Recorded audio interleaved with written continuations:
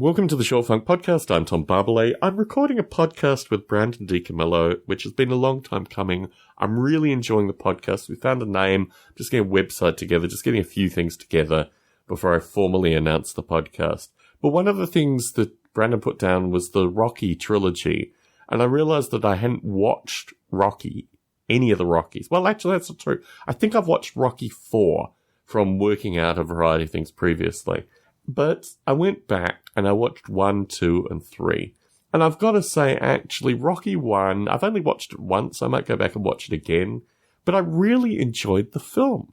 It was strange to me because I thought to myself, I've got no affiliation with this film. I mean, what's interesting to me is I started watching boxing briefly when I first came to this country because Australian sports are very bloody and very violent.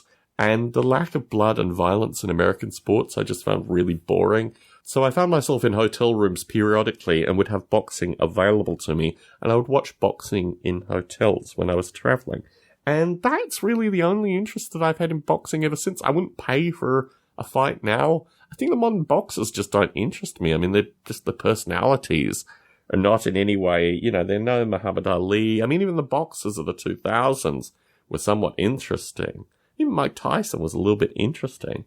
But now, I don't know, none of these new boxers interest me. So, the sport of boxing, I put it loosely in inverted commas, the money sport of boxing, this is not something that I'm really heavily affiliated with. But to see Rundown Philadelphia, the only experience I've had in Philadelphia was I was there for a day for meetings, and I was terribly sick, so I couldn't make the meetings.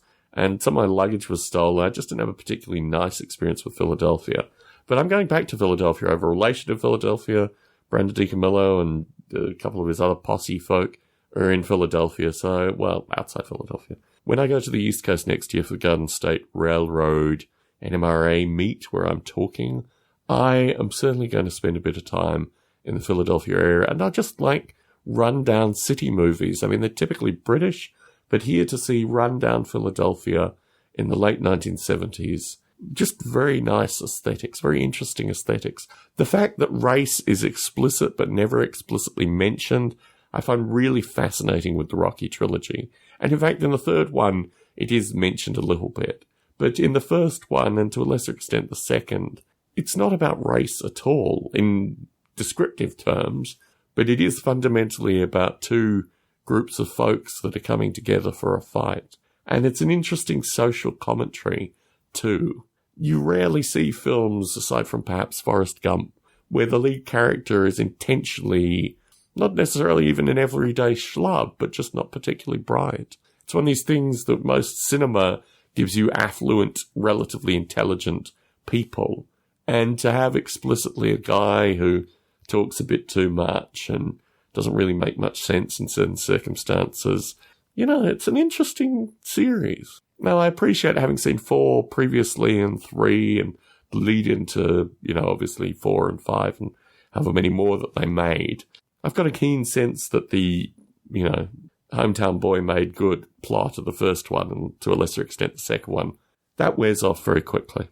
But as a thing in and of itself, as a standalone thing, also where there isn't victory at the end. It resolves in a very curious sense. The actual victory is him coming to terms with his relationship with a pet shop worker, which to me just that whole element strikes me very beautifully. And the character who I know through The Sopranos, who plays Bobby Bacala's father in The Sopranos, one of my favorite episodes, in fact. Was it Just Another Toothpick? I think it's called, or Another Toothpick. His role as the brother of the pet shop worker and the friend of Stallone's, just beautiful characters, really interesting characters, developed in a way that I think give it timelessness in a really curious fashion. I don't know if I'd watched it in the 80s or 90s, if I'd feel this way.